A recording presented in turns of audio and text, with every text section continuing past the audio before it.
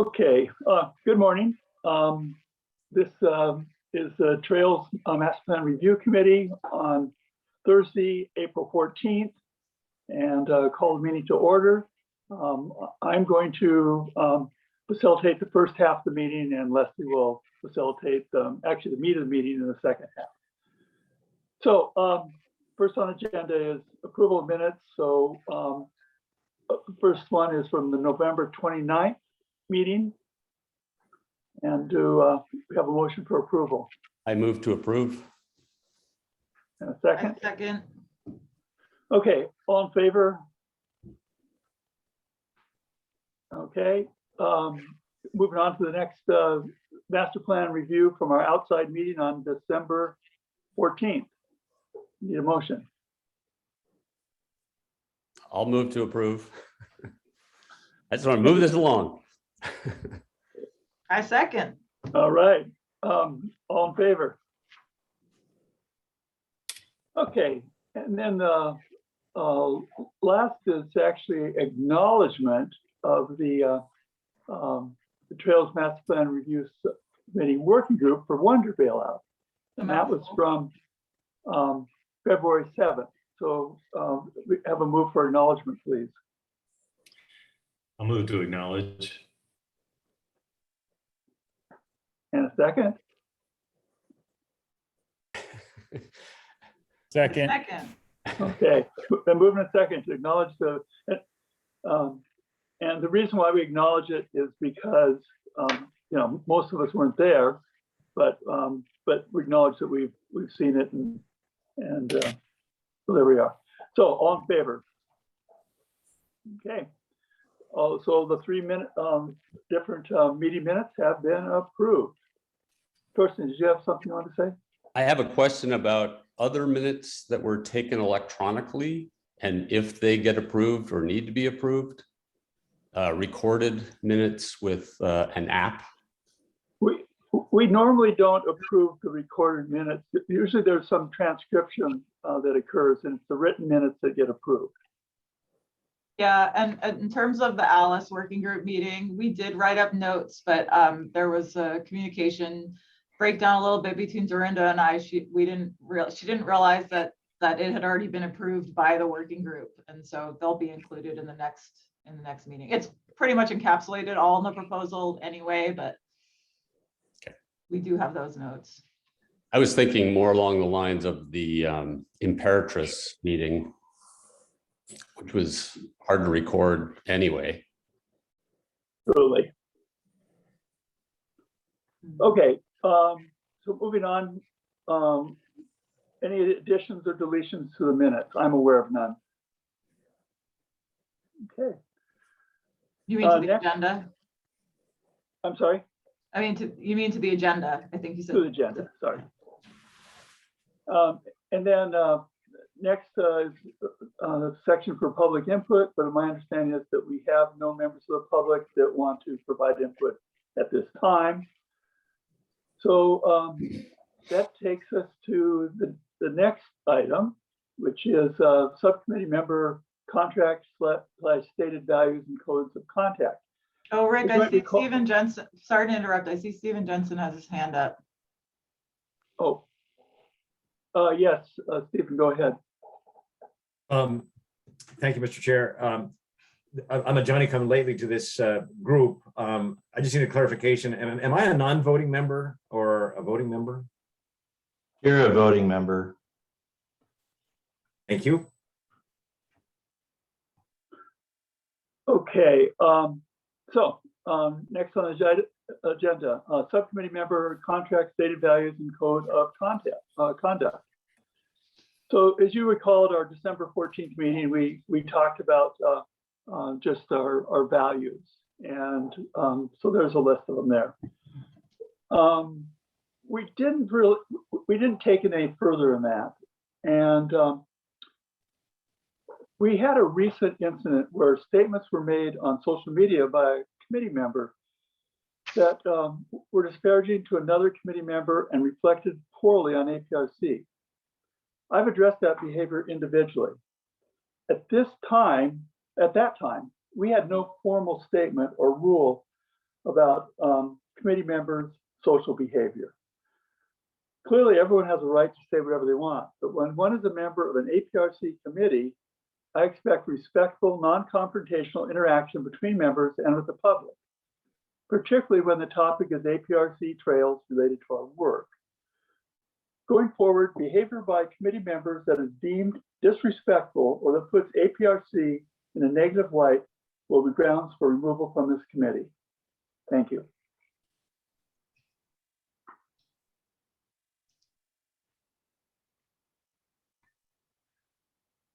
Okay. So unless there's any questions about that, oh, Luke has his hand up. Yes, go ahead, Luke. Yeah, I just wanted to say this was all my fault. I am the party, for those of you that don't know. And, you know, I own up to that. And I realize that I was very wrong in what I did and what I said on social media. And I wanted to apologize to the group for causing this distraction and any feelings that were hurt there.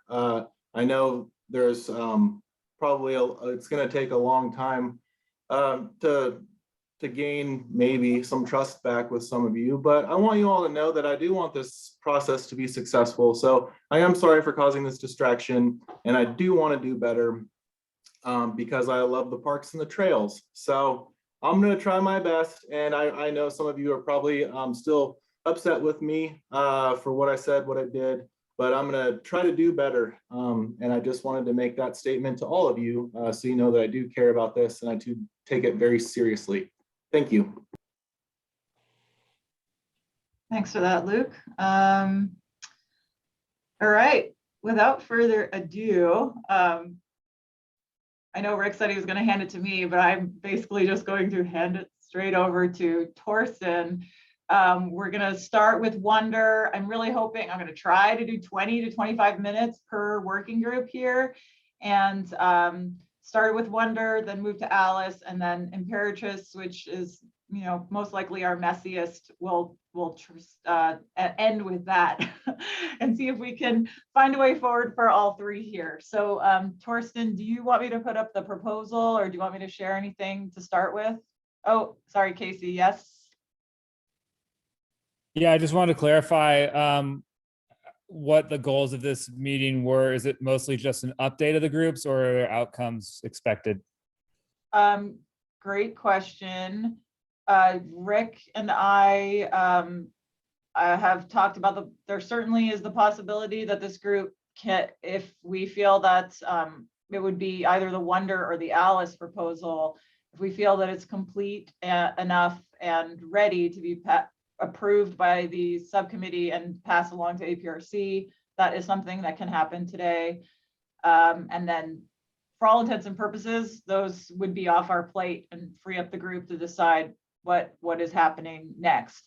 That could happen with one proposal, that could happen with both, really depends how it is. And then hopefully we have we can have a discussion about what that means if we want to go to this next project on our list, which was, I think, this Siskiyou Mountain Park.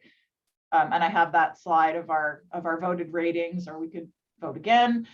We'll have to decide as a group what happens there. But yes, we do have the opportunity for action and sending proposals to APRC in front of us today. Thank you.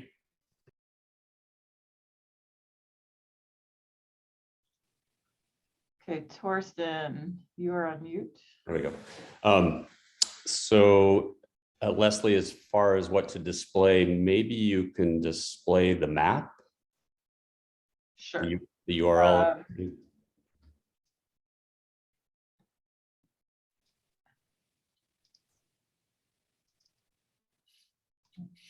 This one? Yes. Okay. And I'm trying to figure out, maybe you guys can help me. How can I see my own presentation while giving the presentation? Do you want to, you can drive if you want to share. Maybe you can just bring up my presentation because it has the map in it anyway. Do you need to email it to me or the Oh. proposal, you mean? The proposal, sorry. Oh, the I have a proposal. specific presentation, but Sure. you know what? Skip the map. Okay, Well, this works. This is fine. great, great. So I'm going to try and make this brief, and hopefully you've read this. If you haven't, please ask questions, but the approach that we took was similar to what I'm familiar with the Forest Service, where you start with a purpose and need.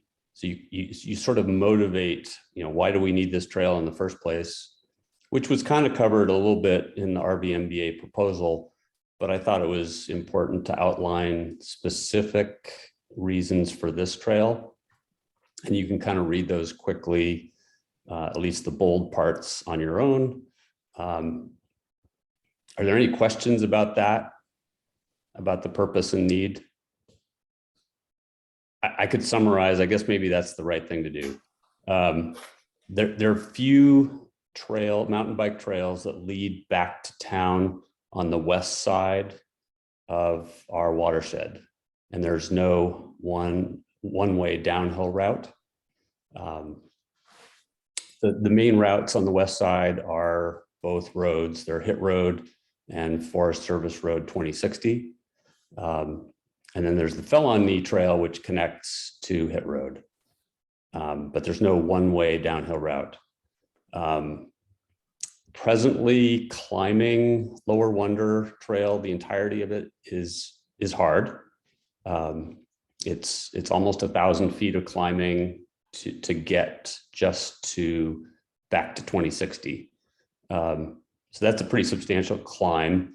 And I remember when we were proposing this trail, Sil raised that very question about, well, what if people can't climb the entirety of it? And we didn't really address that at the time. We didn't see any easy ways to get back down sort of midway through. The third and maybe the most compelling reason for these trails would be that there aren't any easy downhill mountain bike routes pretty much in the entirety of the watershed. If you want sort of easy beginner trails, you pretty much need to either ride your bike up to Rabbit Hole or to the White Rabbit trailhead, or you have a lot of climbing to get to anything that's remotely easy. So I've kind of listed in the appendix some of the easier mountain bike rides up and down, and you can compare those with what we propose in this document. Leslie, why don't you move to the map? There we go. So in this map, you've got faintly in the background, you've got the water treatment plant. And in the red, you've got the existing Wonder Trail. And I've added elevations along the line so you have an idea of where various departures might occur. And these are suggestions. They're not specific, although the lower bailout trail, the first one that Leslie's circling there, that is sort of specific. It's probably the best location to start a lower bailout route. The higher bailout route has some flexibility. And these green dotted lines are also suggestions. They're not specific. And the broader highlighted blue area is sort of the area that these two trails could go in. There's actually more room to the south than is depicted here. So you can kind of see the Forest Service boundary at the bottom of this page or the bottom of this graphic. And you can come pretty close to that. There's a big ridge there that isn't obvious from the topo lines. And it's a very popular camping area. Let's see. Most of the terrain is very conducive to a trail or trails. It's about the same gradient as Wonder. And there's some pretty wide open spaces. The soil's good. It's treed, but not overly treed. It's not as sandy as some sections are between the exactly where Leslie's circling there. It tends to be more loose granitic soil. The bottom of this area, however, is a steeper drainage. If you zoom in more, Leslie, on that, I don't know if that's going to work. You can kind of see there's a blue representation of water coming out of that drainage. And there is, in fact, a culvert that goes under 2060. Maybe Leslie, if you can run your cursor over what 2060 is there, that line. Okay. Yep. So that's 2060. That box is the gate. That's a gate there, and there's also a gate there. The yellow gate that people are familiar with if you've ridden your bike or hiked up 2060, just for point of reference. Anyway, there is water, or there's a sense that water drains underneath the road through this culvert. I've never seen it. I imagine right now would be a good time to look to see how much water is actually in that drainage. My wife is actually looking at it as we speak, so I'll have some data on that. This area presents some challenges, to be sure, and we did have Nick Daniels from the BLM take a look at this, and he has some experience looking at areas like this, and he thought it would be fine, but I think it needs further examination. Let's see. Any questions so far? I can't see everybody on my screen with this display, but I'm not seeing any questions. Oh, I have a question, Torsten. It looks like right down at that bottom in that steep area, the area that you designate is funneled really narrowly. And why not? Is there some obstruction to keep you from going closer to the fence of the perimeter of the treatment plant, or? There is. Yeah, there is. That's a great question.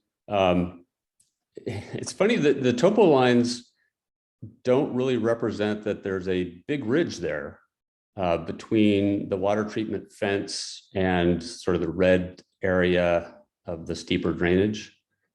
And Leah might have a better sense of this with the ArcGIS software that she has, but what's available to me, I can't depict that ridge very well, but it's a quite steep ridge there if you hike in there. On this side to the north? Yeah, exactly where you're displaying, right to the north of that area.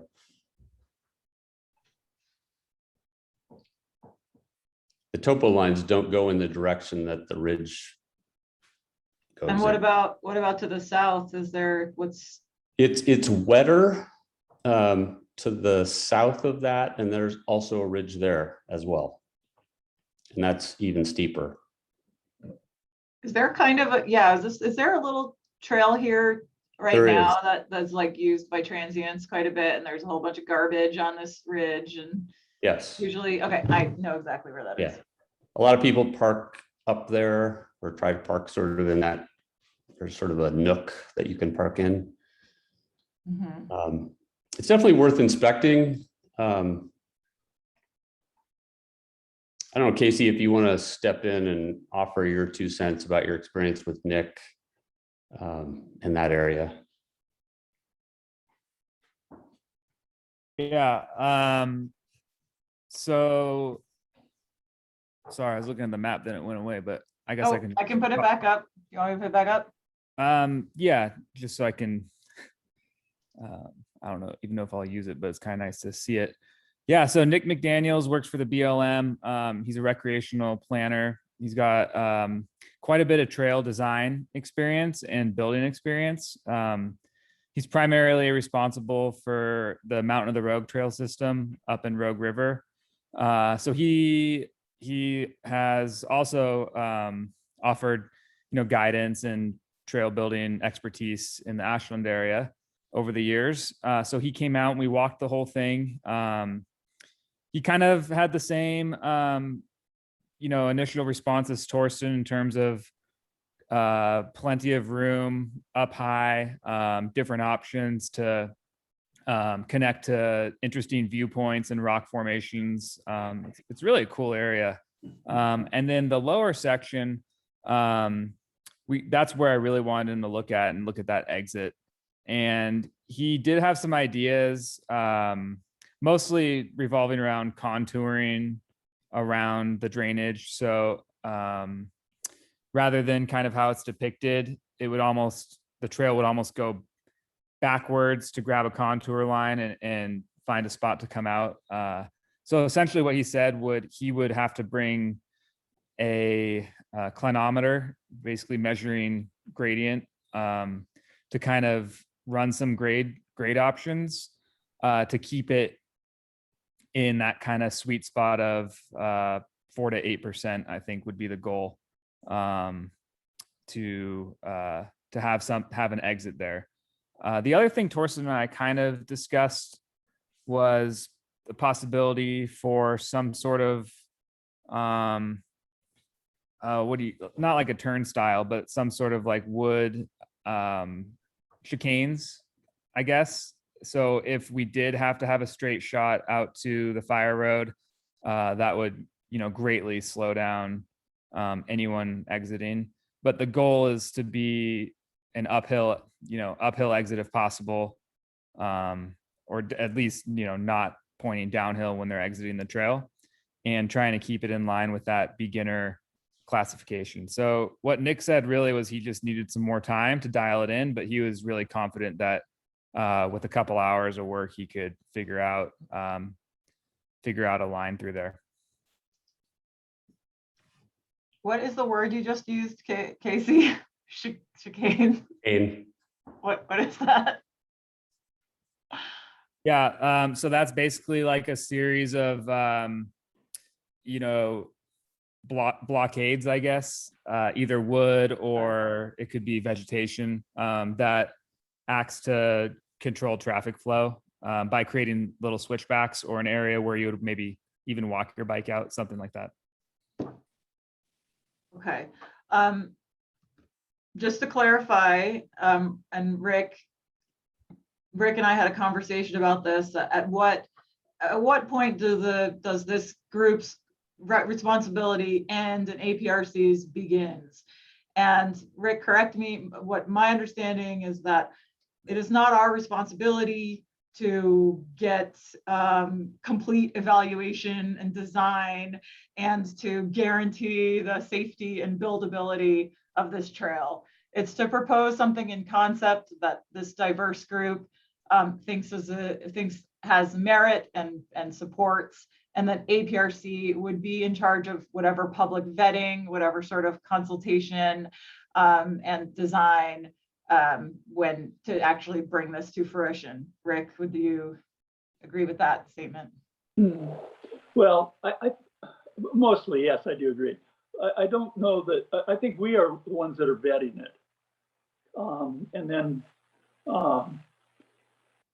but the actual work of the, engineering, if it required engineering, that's, I don't know that that's something that we would be doing. I don't believe it's something to do at this level.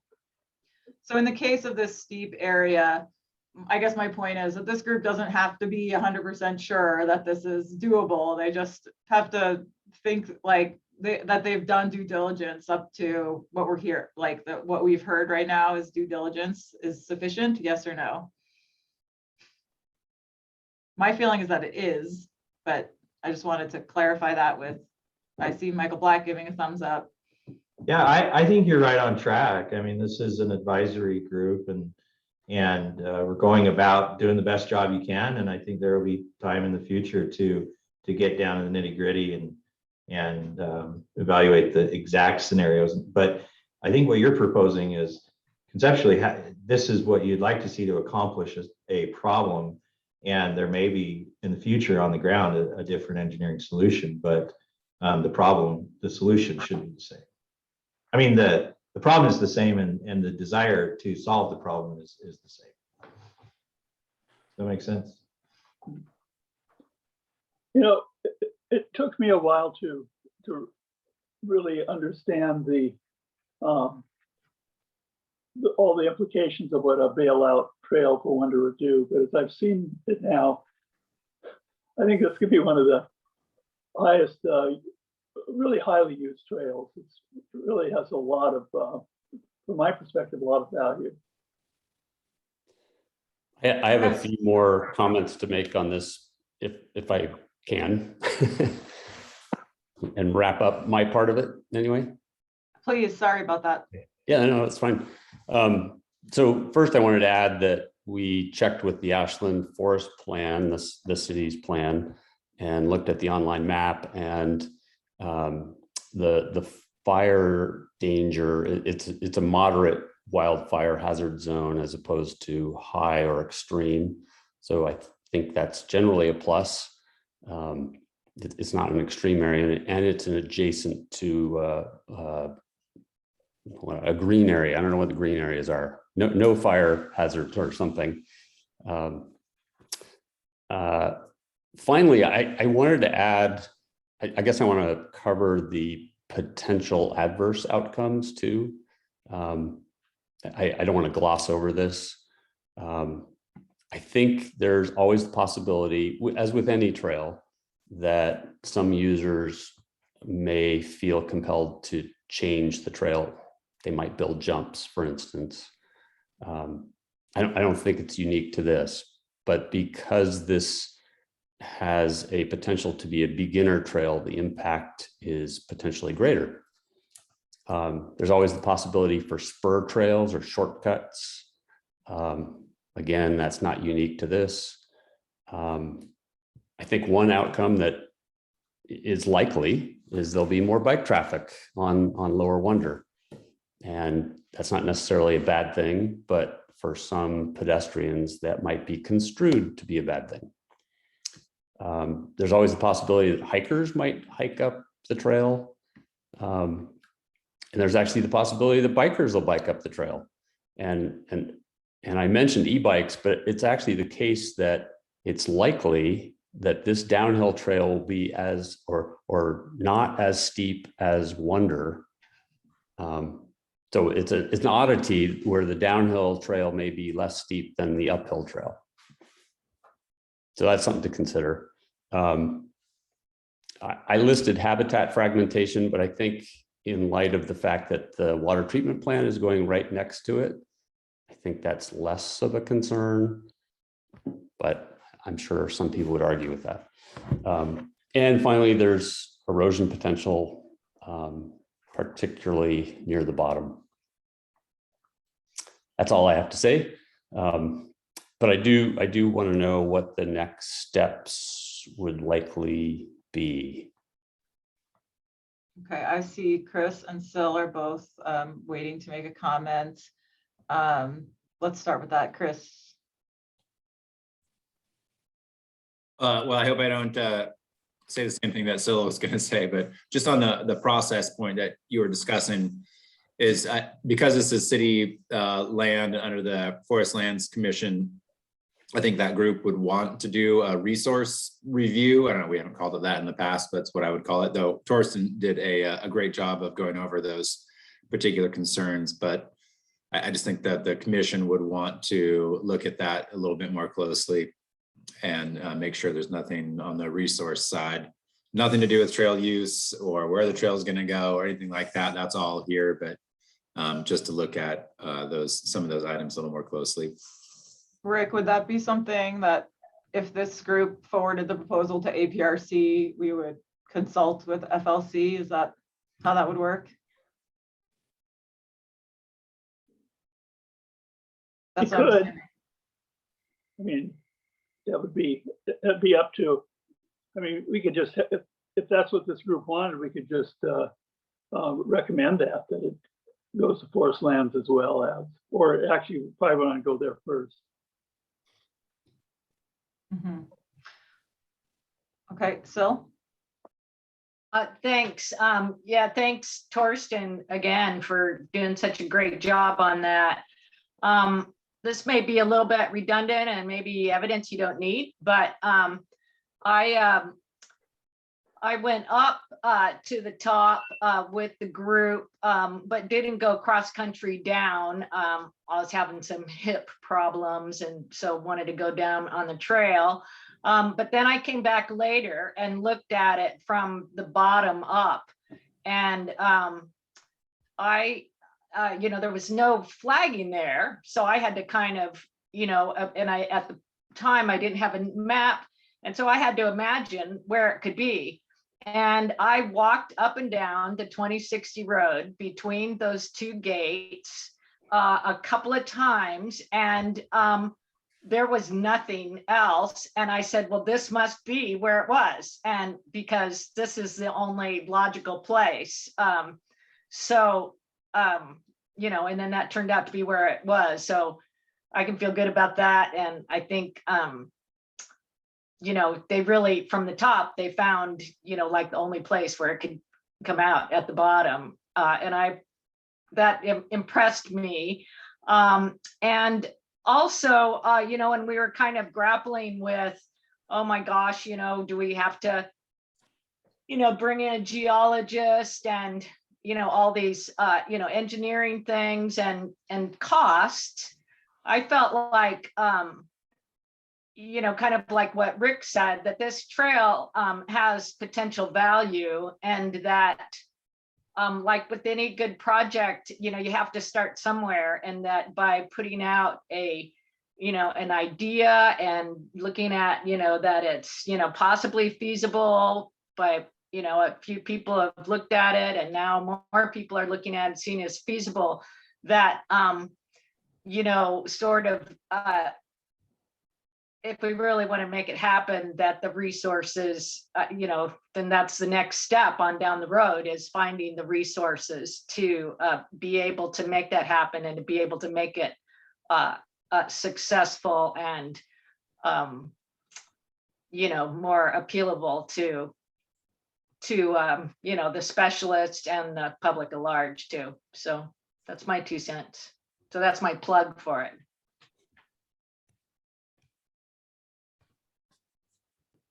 Any other concerns, things to discuss? Did I mention something? Please do. Dave? We didn't notice it, but to the rest of the committee looked at the original 3 proposals and found that they, for a number of reasons, weren't feasible, which is why we looked at this alternate route.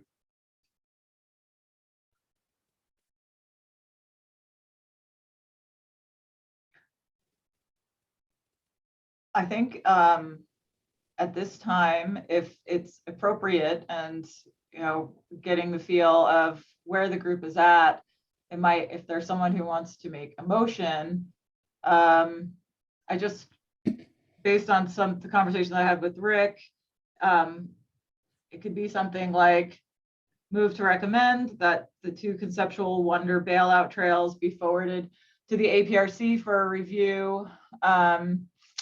And I guess the group could choose if they want to include a Forest Lands Commission review as well. Well, I do have one more thing. And Torsten touched on this a little bit, but if you bring the map back up, if you can. Yep. We had 2 bailout points there. And the first bailout point, when you're there, you go, oh, well, this trail isn't getting that hard yet. And so I was like, well, do we really need to bail off here?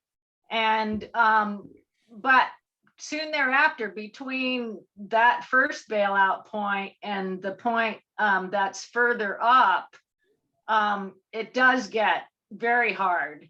And so once you're up there, you're kind of, you're committed to getting to the second point.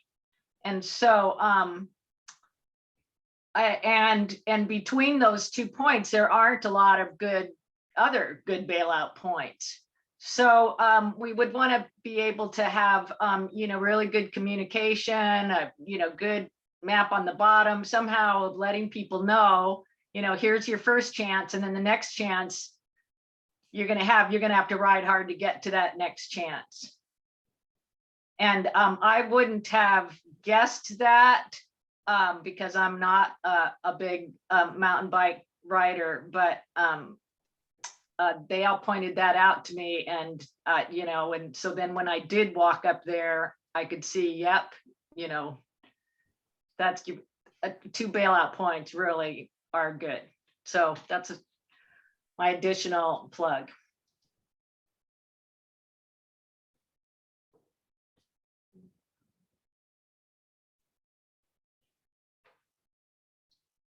Luke. Yeah, I just wanted to clarify, I think we talked about this already, but the role of the Forest Lands Commission review would be just to submit additional comments for APRC to consider. Is that correct?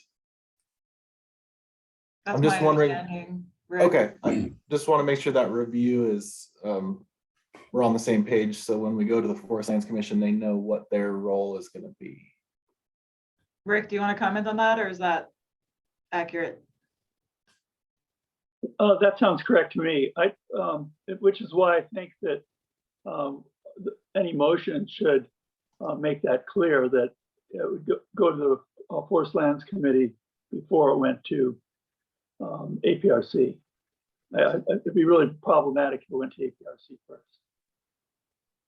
This is just for additional input and guidance. It's not necessarily, we're not asking them to approve it or anything like that, correct? Right. Okay, good. Yeah, that's what I thought. I just wanted to make sure that's what you all were envisioning. Thanks. Do we need a motion then?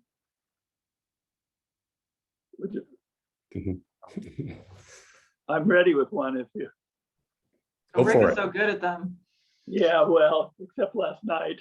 That was a tough meeting. I move that Trail Subcommittee forward our recommendation for the 2 bailouts for the Wonder Trail to the Forest Lands Committee for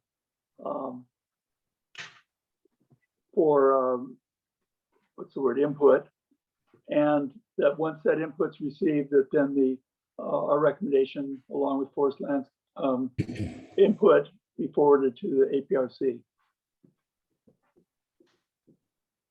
A second. Looks like you have a couple raised hands there. I think Sills has been up for a while. Yeah, I can take mine down, sorry. Casey, do you have a comment, or are you? I have a question. Go for it.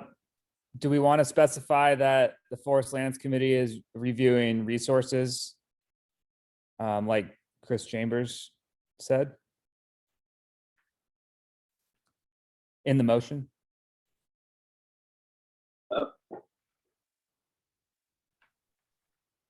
I don't think that's necessary because it's going to the Forest Lands. If this motion carried, it would be going to the Forest Lands commission, and Chris Chambers is on that commission. Okay, thanks. I assume just any input that FLC feels is their purview and is their expertise is what they will provide. Any considerations within the Forest Lands Commission's purview.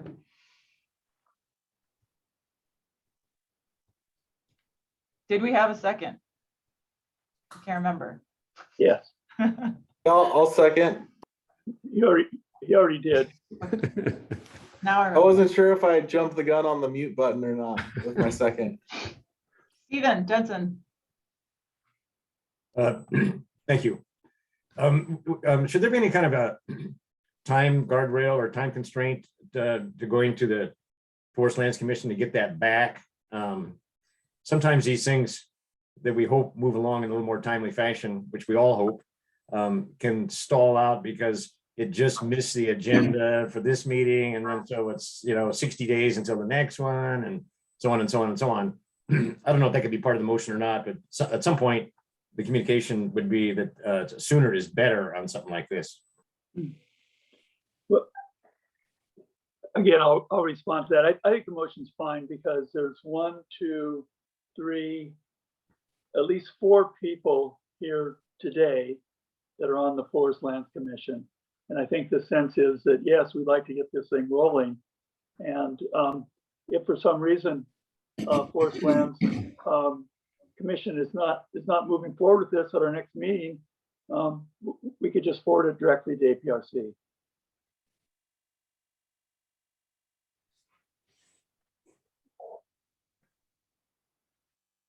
I'm committed to trying to get it onto the Forest Lands Commission agenda in a timely fashion. I can tell you that. Syl's shaking her head as well. And Luke. And Chris might be, but his screen is off.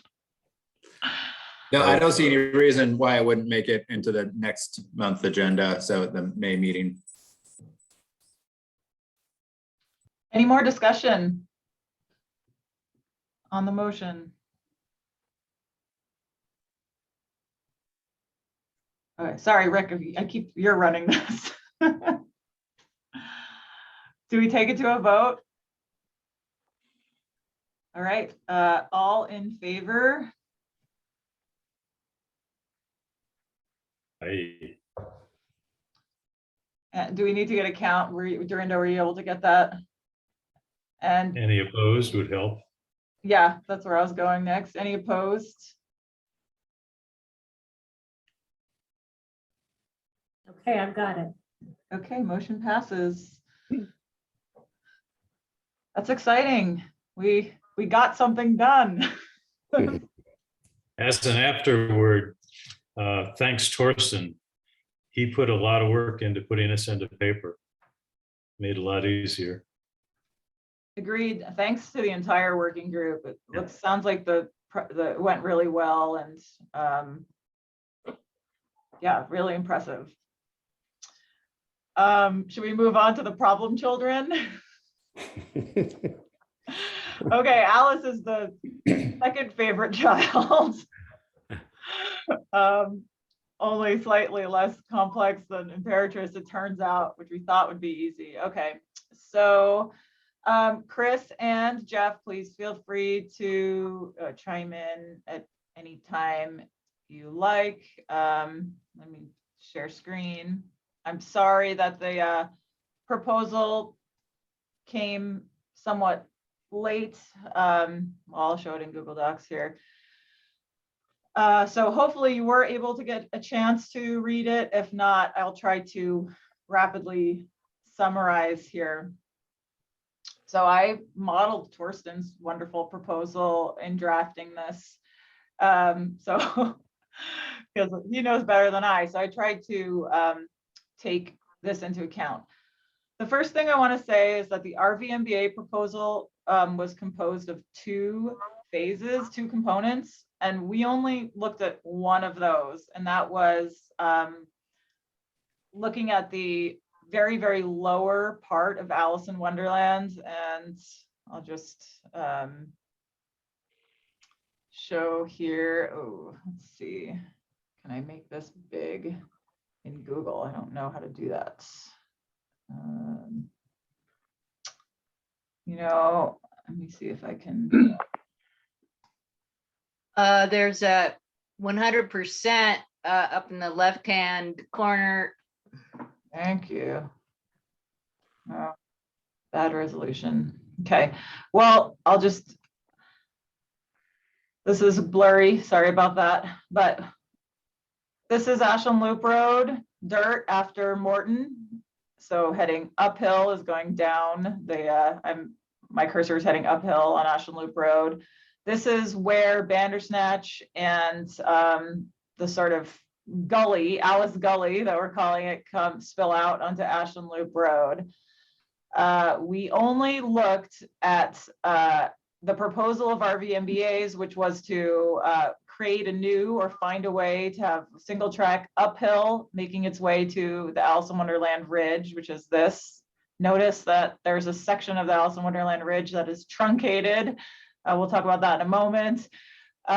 So to find a single track way for mountain bikes to get from Ashland Loop Road here up to the Alice Ridge to access BTI or potentially ride up to the White Rabbit parking lot.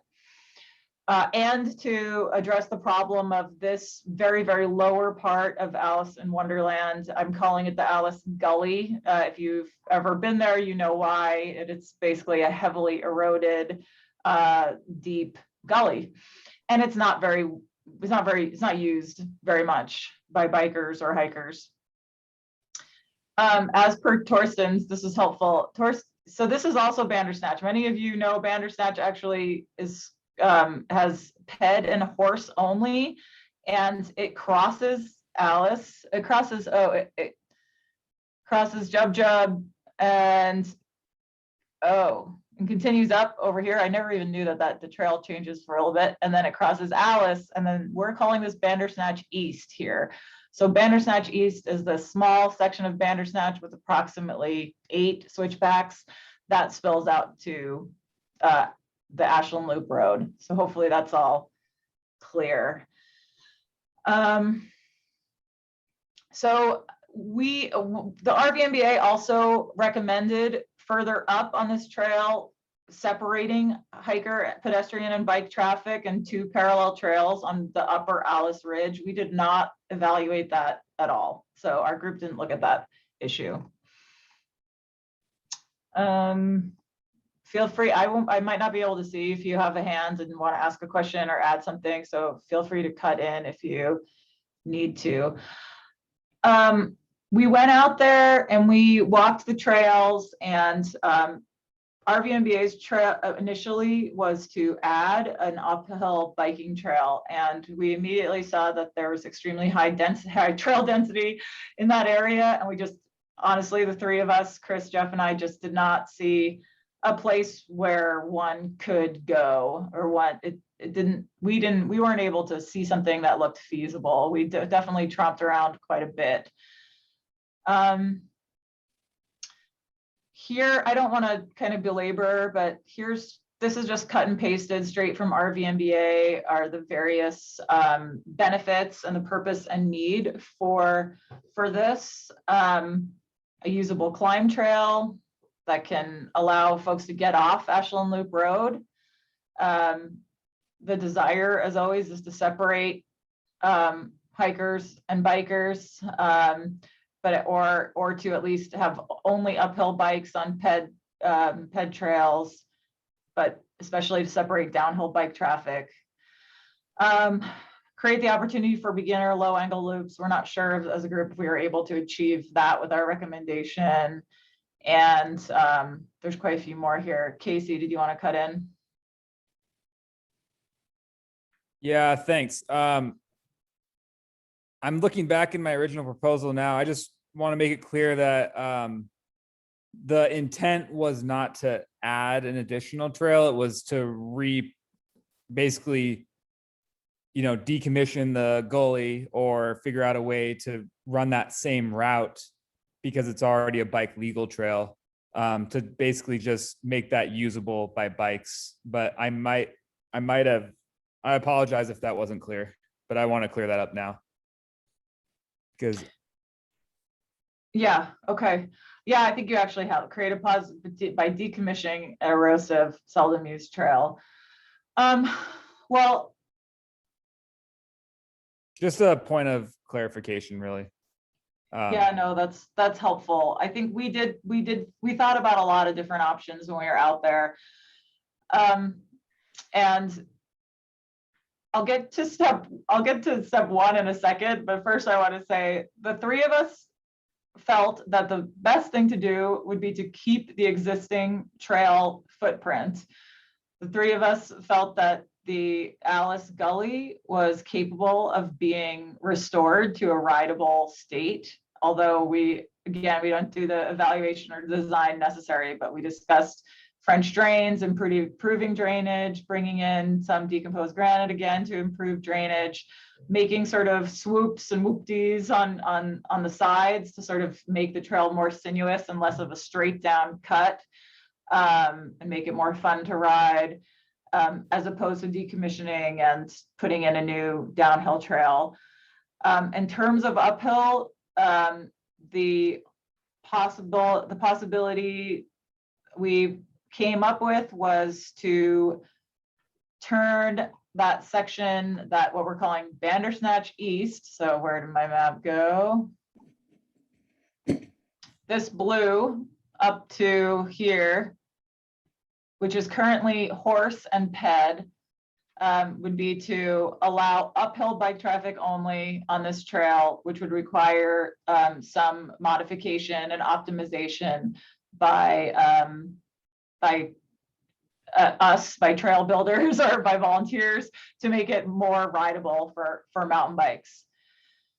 So that was the proposal we came up with, but we became aware sort of within this process that there are a couple potential problems with that. And one of them being this stretch right here of Alice in Wonderland continues to be essentially unsanctioned. It's an unresolved area where there's 3 parcels of private land. So I'm going to bring this map in that Torsten shared.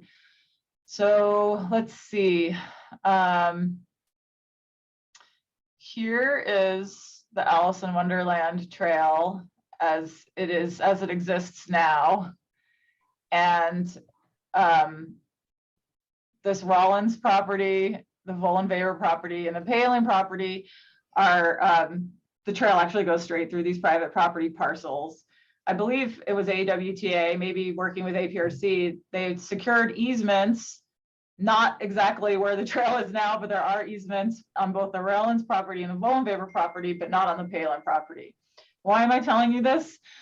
Because commitments were made by, in the past, by AWTA and at least by AWTA, to these landowners that have been very generous and permissive up to this point, that we, APRC and AWTA, would do everything we could to sort of prevent more traffic from being directed in that area, and that we would be, making all efforts to resolve this continued conflict. Essentially, the Rollins property and the Vollenweber property, correct me if I'm wrong, Torsten, they have easements, but they're quite a bit, about 100 feet to the west of the existing Alice. And then the Palin property, we still have no permission, no easement on that. And so this brings up sort of a kind of problem with if we were to turn Bandersnatch, allow uphill bike traffic on Bandersnatch East, would that be a breach of trust or in conflict with what we have committed to with these property owners who, at least Vollenweber and Rollins, that we have good relationships with. So sorry if that was complicated, but our recommendations at this time were sort of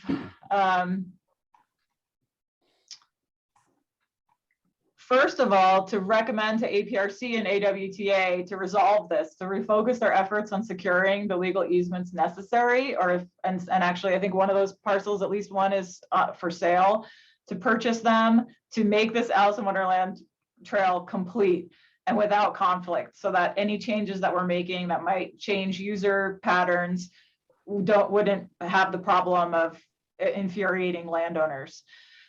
So without first securing these rights of way, any recommendations to alter mountain bike or ped traffic through this area is problematic.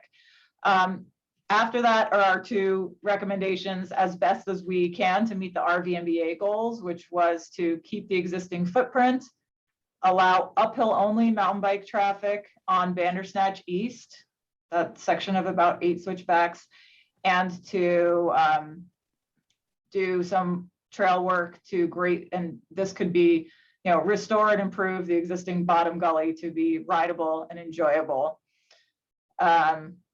So challenges here, I mentioned the private property challenges, design and construction costs of restoring that Alice Gully may be significant. It's not a small engineering feat, it's my understanding.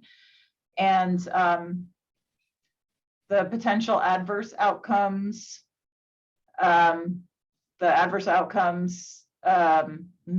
proposal may possibly increase uphill bike traffic into private property parcels on Alice Trail. And of course, the potential increase in biker pedestrian / I guess there's a horse there too, conflict on that section of Bandersnatch East. So questions and comments? I have a question. Sure. Just in terms of the idea that we want to keep people kind of out of the area as best we can in that agreement. There are signs at the top of White Rabbit letting people know that there are trails below there. And there's signs on the borders of the property. So I just want to be clear. I mean, I think there's other ways. I think there's ways we could probably do a better job of that if that is a concern, like taking it off the map, kind of like toothpick, or contacting Trail Forks, which we can do, and having them remove it from Trail Forks, which a lot of out-of-towners would use. But I kind of feel like if that's an issue, it's not reflected in the current signage. Yeah, Casey, one of the things myself and Chris and Jeff talked about was allowing uphill traffic to BTI only, to access BTI only.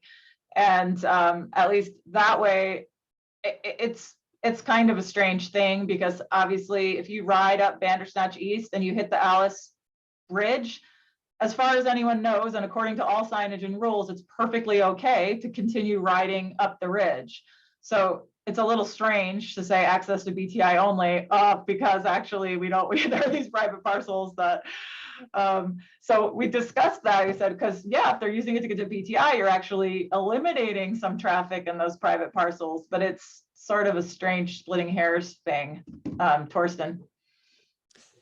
Yeah, so I have a comment, I guess, sort of related to that, which is I would compare Alice to Hit Road in that regard. Hit Road also crosses private property, and it's been around forever. Alice has been around forever. People have been using it. And I think that contributes to sort of the nebulous state of affairs with regard to, are you trespassing? Should we not have signs at all? And, I think Leah did the right thing on the maps to make it a dotted line across the private properties to suggest that Alice is in fact not a legal trail. So I guess that's my first point. The related point is, and I really appreciate that you raised this issue about the private property owners, and particularly Jenny Rollins, who's been exceptional in terms of allowing us access to her property, using her road. When we cleaned up all the garbage off of Alice and where Griffin is. That was all with the use of her road. And I don't know how to say this without, it's just really hard to endorse a trail that will contribute more traffic to that area. That said, I ran this proposal by some of our AWTA board members, and in spirit, they like they actually endorsed the idea of riding up Bandersnatch East. I think the idea of telling people they can only descend down BTI from there is utterly ridiculous and impractical, and really has no effect whatsoever. I mean, you could sign it all you want. It's not going to stop people from going up Alice. Anyway, those are my 2 cents.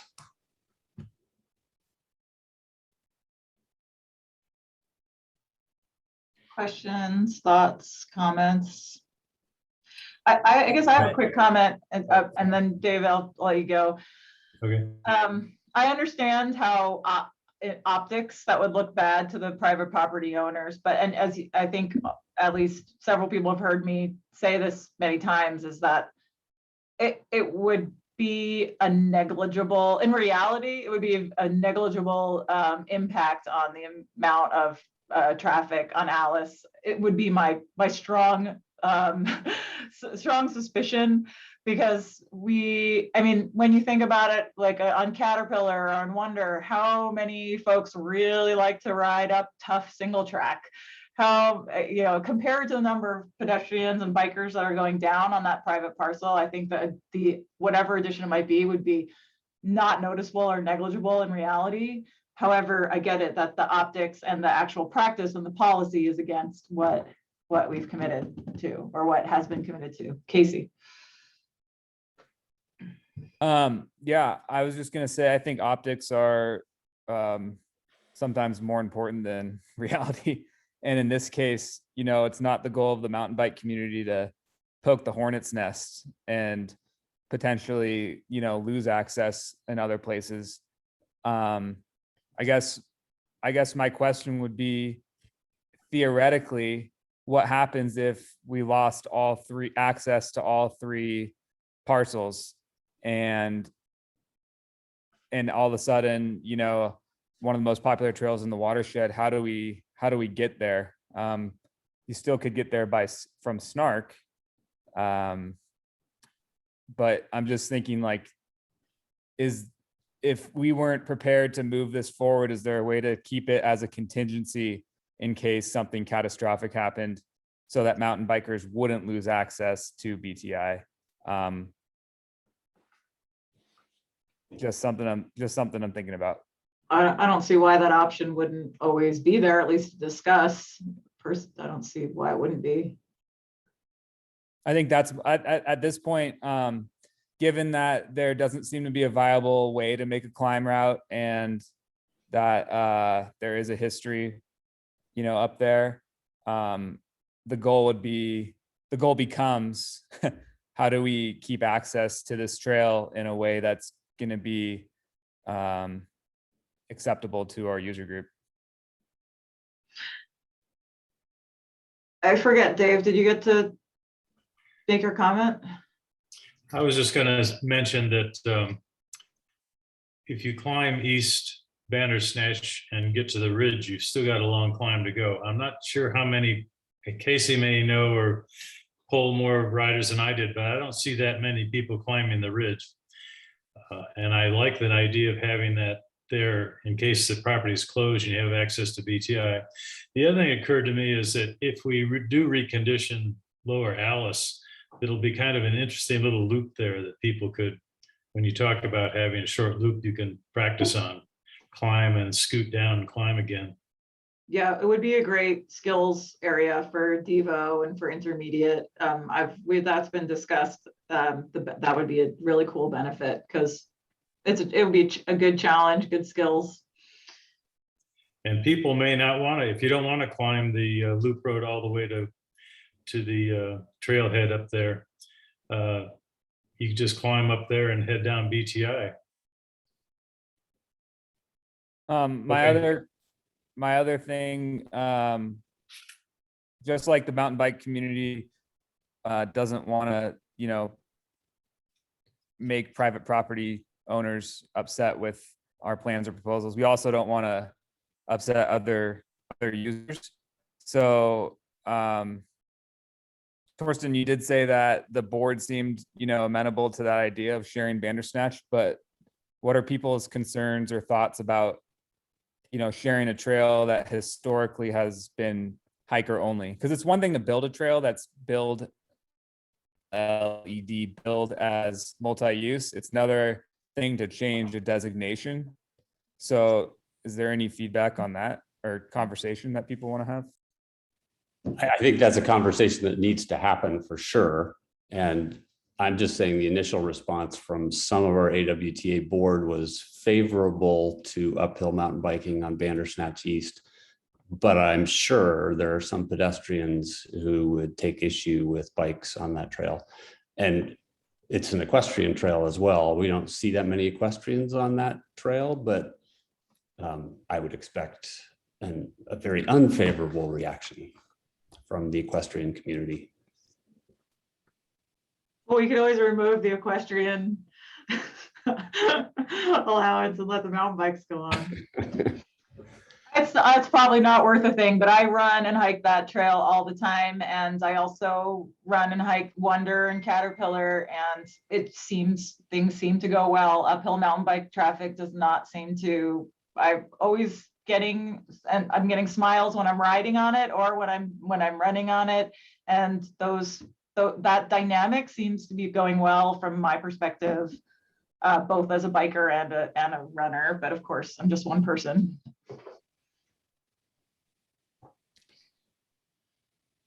So I have one. Oh, you just muted Sorry, yourself. I muted. I have one other comment, which is that one idea is just to ask Janie Rollins how she feels about this. She's the one that's most impacted in my mind by this.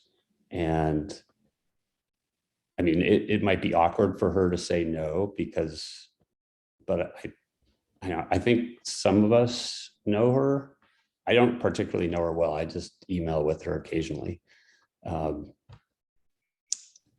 She's my doctor. Yeah.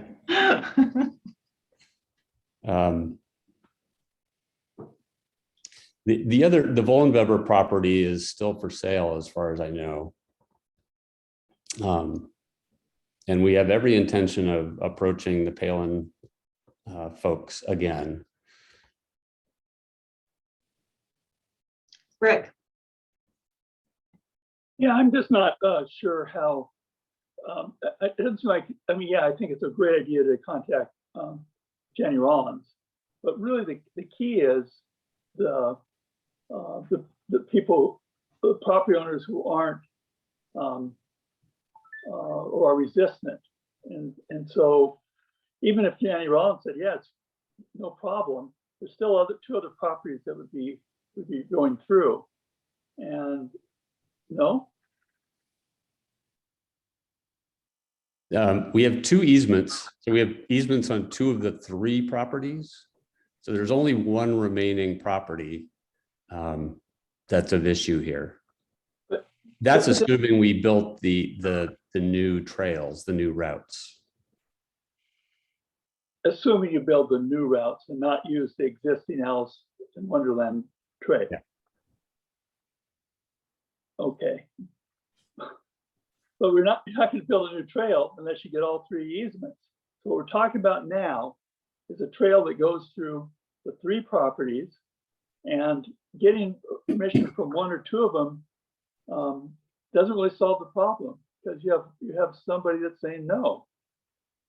So for me, it comes back to we need to either get that easement from the 3rd party, or I really question how a public entity can be encouraging traffic through a private property. That just doesn't seem, that seems problematic. I agree. Well, we already are doing that, but we would be doing it more.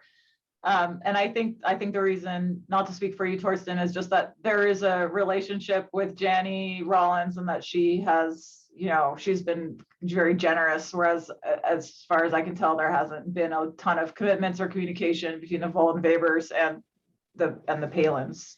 Or is that close enough to reality? No. There's certainly been a lot of communication with the Palins. It just hasn't resulted in a productive outcome for us.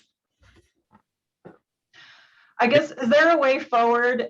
So the way that I drafted this proposal after a lot of discussion was to prioritize securing this Alice Ridge, and that all efforts should go towards resolving that issue first. And then, you know, it sounds like I'm not hearing any like really showstoppers in terms of the actual proposal itself, of cleaning up the Lower Alice, like restoring Lower Alice Gully and modifying Bandersnatch East. How are folks feeling about a recommendation that essentially says like, this needs to happen, we need to secure Alice, and then, you know, look at this proposal, or ideas, thoughts? I think that's exactly right.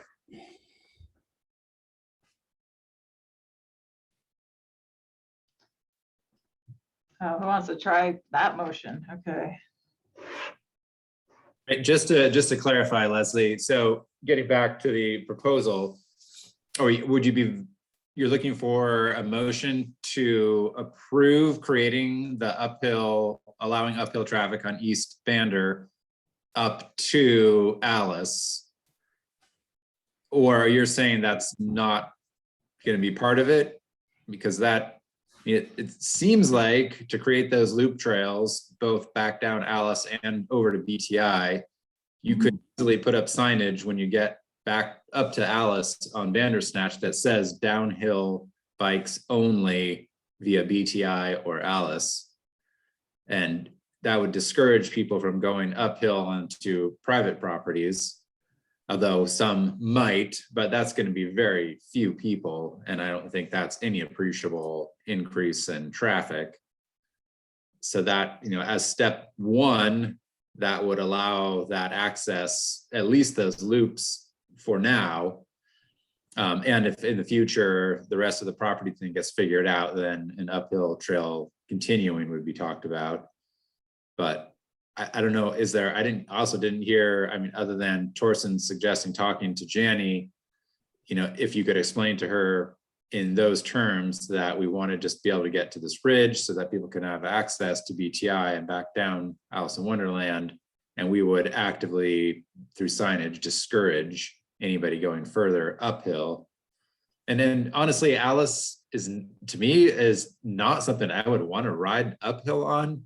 It's not a very good trail. There's roots all over it, and it's not inviting to go uphill on. And there's mountain bikes screaming downhill at you, especially before BTI.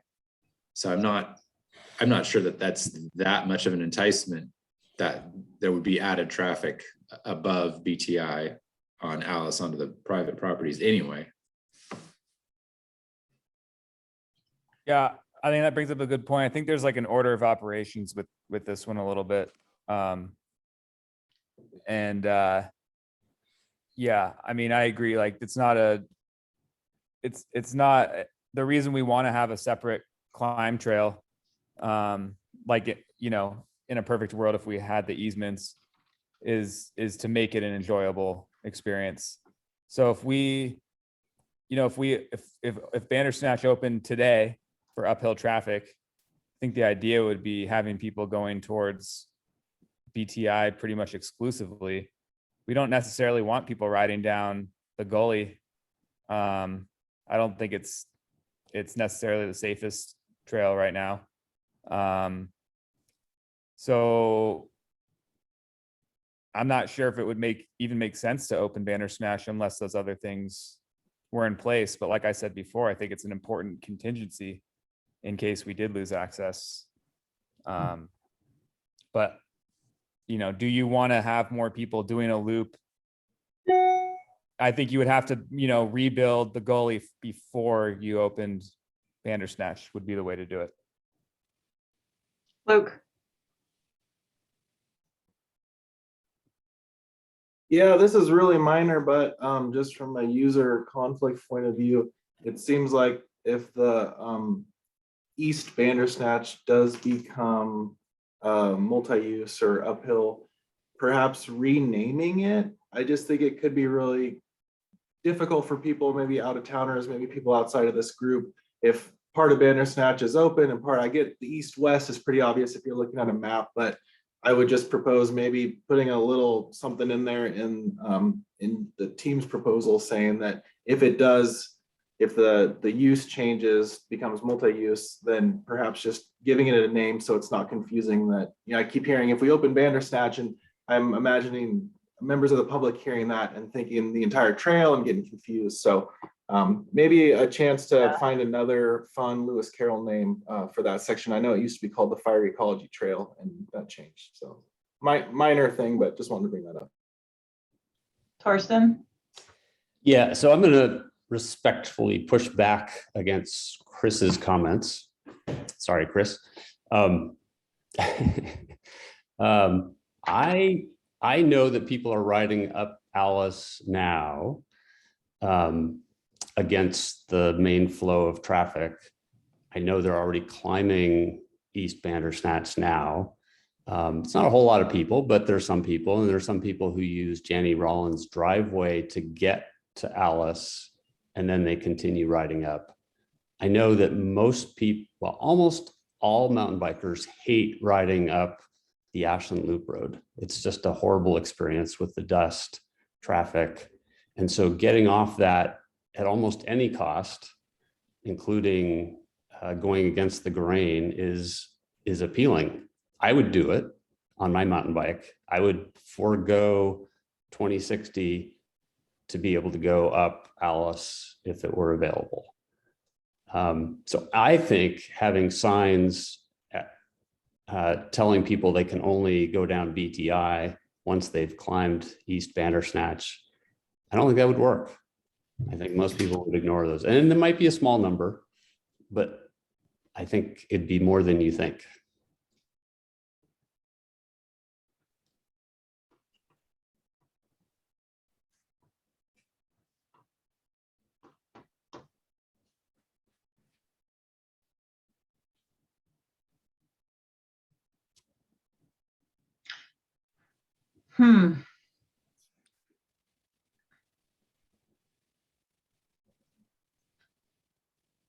Well, I think it might be time to make a motion or table this and direct the working group to do, whether it be to clarify or redraft the proposal or move on. We're a little bit running out of time. Unfortunately, I really wanted to talk about APRC.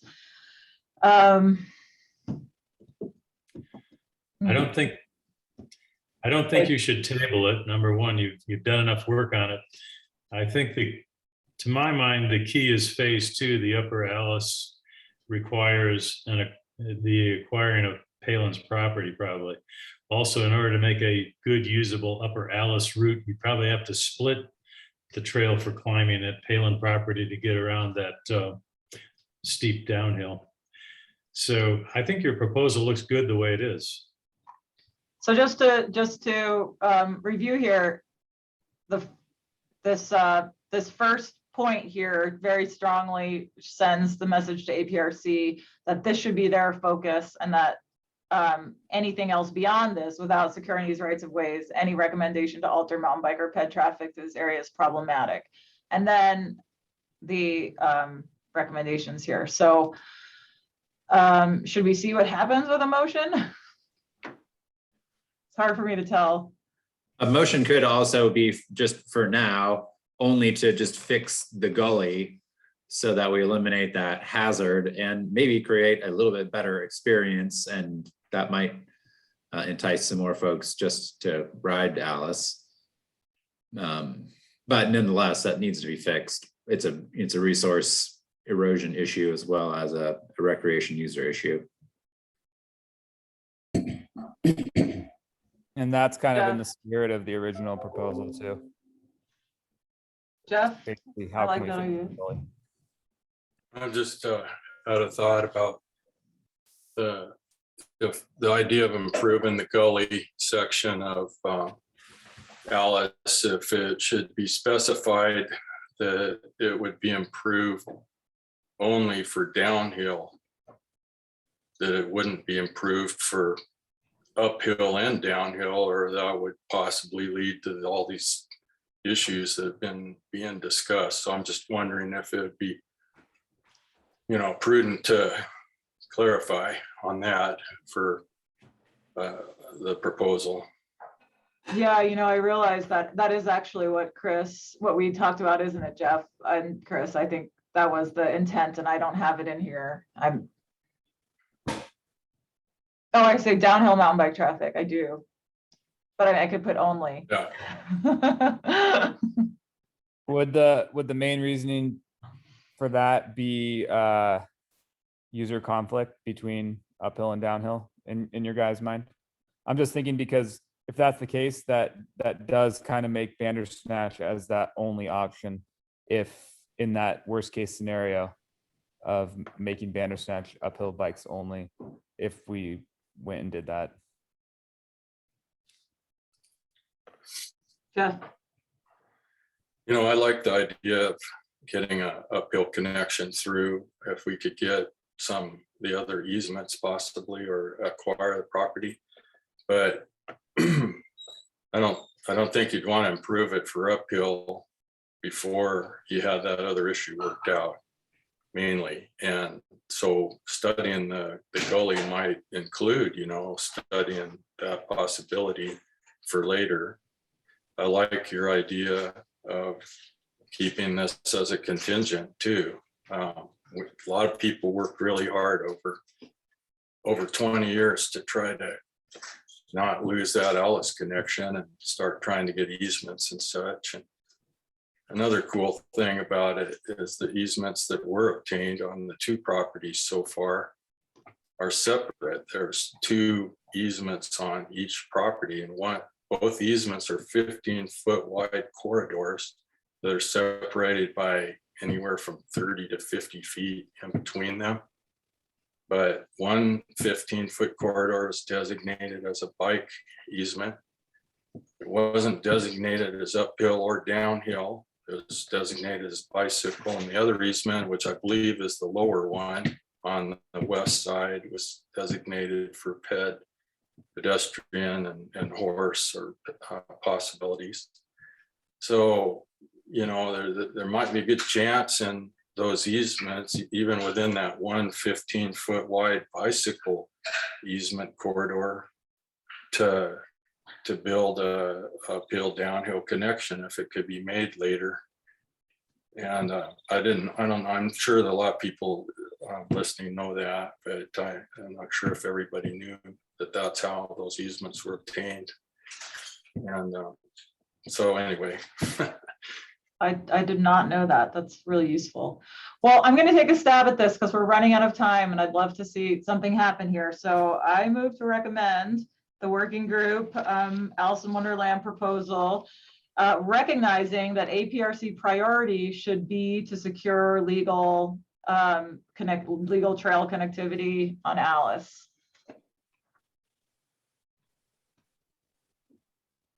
And feel free to want to alter it. I'm confused by the motion. Well, I've got to wait to see if it's seconded. Sorry.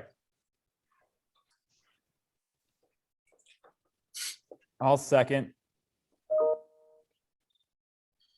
Was that? Would you restate that, please? So I said, I move to recommend the Alice in Wonderland Working Group proposal to APRC recognizing that APRC priority should be to first secure legal connectivity throughout the Alice in Wonderland Trail. That statement bothers me because that tells us not to restore the trail nor consider using East Bandersnatch until you acquire the property. I don't think that's right. Okay, anyone have, well, we could just move to approve recommend the working group proposal to APRC. And let us figure out how to handle the potential issues. I'm not, Rick. Yeah, I'm not sure this is quite ready to go to APRC. The part that's clearly ready and over ready is refocusing on securing legal easements. That part to me seems, it's unfortunately it wasn't done 20 years ago. Not that that's the fault of anyone's. It's just we have an unwilling seller. You're kind of stuck. But that's really the key issue. But the rest of this, it seems like there's still some. But I'm just hearing different points of view, and I haven't heard. Maybe I just don't have enough clarity that I would be willing to support the entire proposal.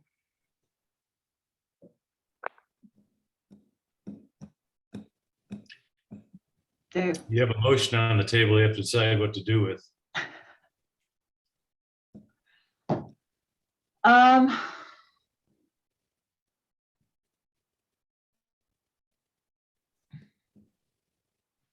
Yeah, it sounds like I will withdraw my motion. I suppose there's no reason why the group couldn't simply start out with what Rick suggested, is to recommend to try to get Alice legal. That doesn't really get us anything in terms of, well, it certainly does get us things in terms of security for the future. But Rick, where do you see? It sounds like we could pass a motion for that and then have the working group go back and re-clarify just to the rest of it. What about the restoring the gully part? Working to make a plan to restore the gully. Okay, if anyone can try to draft this so that it's, I'm trying to. Does anyone want to try a motion that would include both the securing Alice and restoration of the Alice Gully? Stephen, comment? Just a point of order. It seems like you could have two motions. You don't have to have one motion. I think there's some more clarity if you separated them. Okay, Stephen Jensen. So was the first motion withdrawn? I think it was. Yes. Okay, so I'm gonna make a stab at it. That move for in these proposed changes, item 1 and item 4. And number 2 is problematic. So does number 2 exclude number 4? If we repair, if that makes sense. And I would move for item 1 and number 4 for now, just for clarity's purposes and to help us move forward. Do you have a second?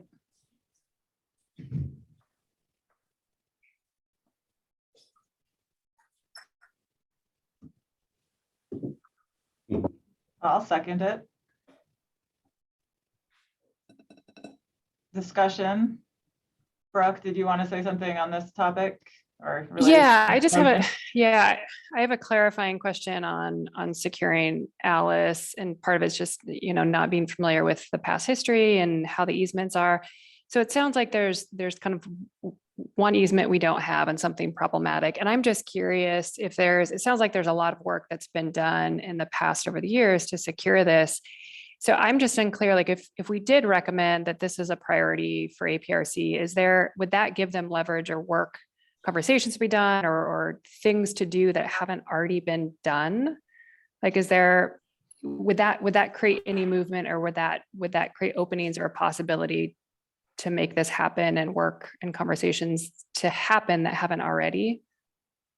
My understanding is that one of the parcels is for sale, and my other understanding is that it is potentially a good time. The AWTA has intention of approaching Palin property owner, which is now the son of the original Palin, to discuss this further. So it might potentially, it might legitimize APRC's efforts towards that if it were to purchase land, if it had a recommendation from this subcommittee, that would sort of be beneficial to APRC if they were going to get involved in this sort of thing, and there was a need to, and it's sort of economic expense. And again, people that know more about have been around longer than me, please jump in. But yeah, you're right. It may go nowhere and may not move. Michael, So can I we're running jump out of in? time. We're done, by the way. We have to wrap up somehow. Michael Black. Yeah, so I agree with you, Leslie, but I think it's better to state intentions as opposed to just assume that they're implied. And so I think in this situation, it would help to actually state that and at least get it on record. And if that's what the recommendation you want to make that recommendation. It may not change anything as far as what we've done in the past, but at least we have that on the record. We can use that as impetus to move forward.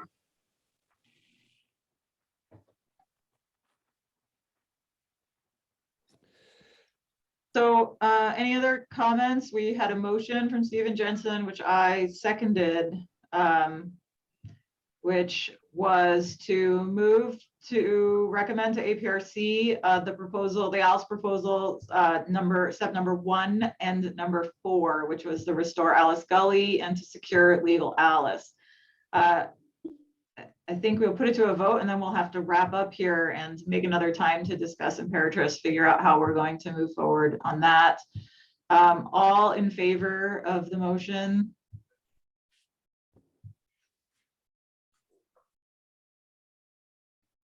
Keep your hands up, please. Okay. 1, 2, 3. Okay, and all opposed?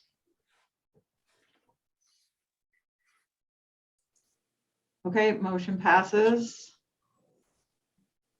Again, Leslie, Rick, yes.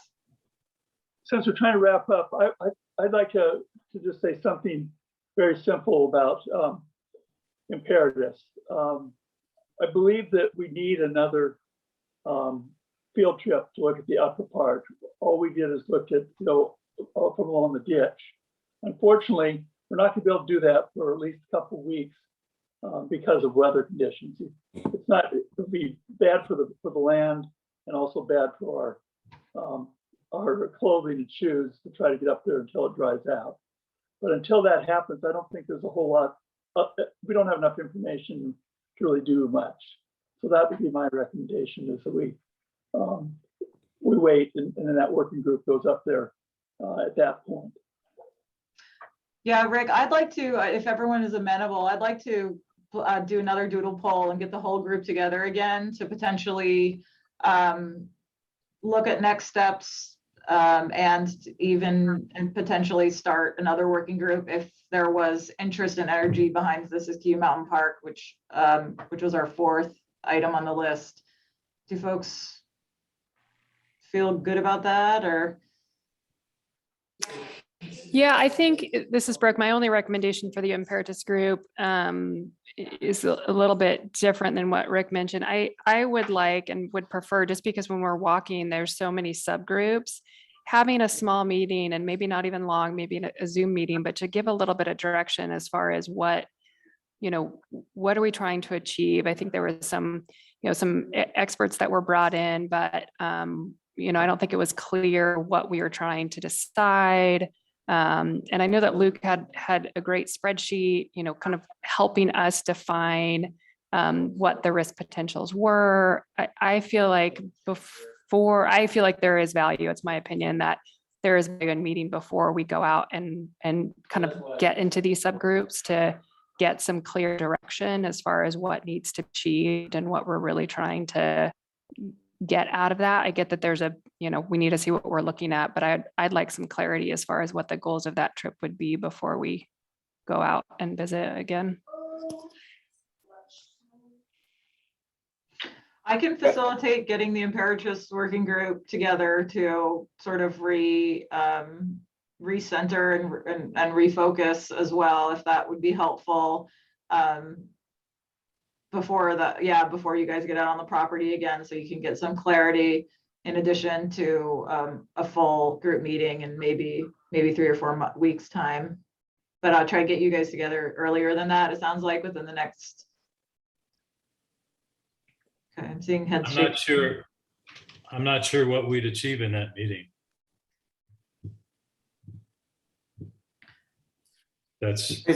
I like Brooke's idea. One challenge I had out there with our technical experts was no one really had any solid management direction. It was all kind of vague. And so my hope, or I was maybe hoping that they would have some management direction so we could start considering, is there a way to mitigate away some of these issues that they had? But it was all really vague, big picture stuff.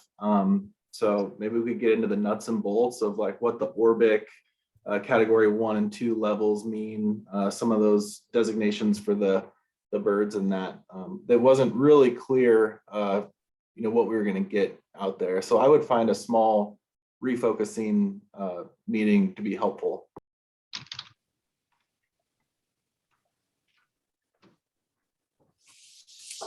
Okay. Thank you all so much for being here. And I feel like Alice was challenging, but I feel really good about what we were able to accomplish, and really excited about the Wonder Trail proposal. It'll be really great to see where that goes as it moves along, and feeling really good about this group. I'm going to do everything I can to kind of get Imperatrix moving along again, and potentially even start another working group. Rick, do you have anything you want to add before we sign off? I think we should use our what we've already done, which is we should just go down the list. So whatever's next, which I believe is Siskiyou Mountain Park, is our next one to begin working on. So we'll plan to talk about that at our next full subcommittee meeting, if that works. All right, thank you, everyone. Have Luke. I'm sorry, just real quick. Have we already decided who the Siskiyou Mountain group would be? Okay, all right. So no, not at all. Okay, thanks. I just didn't remember. Okay, fantastic, all. Have a great weekend. Bye. Yeah, thank you.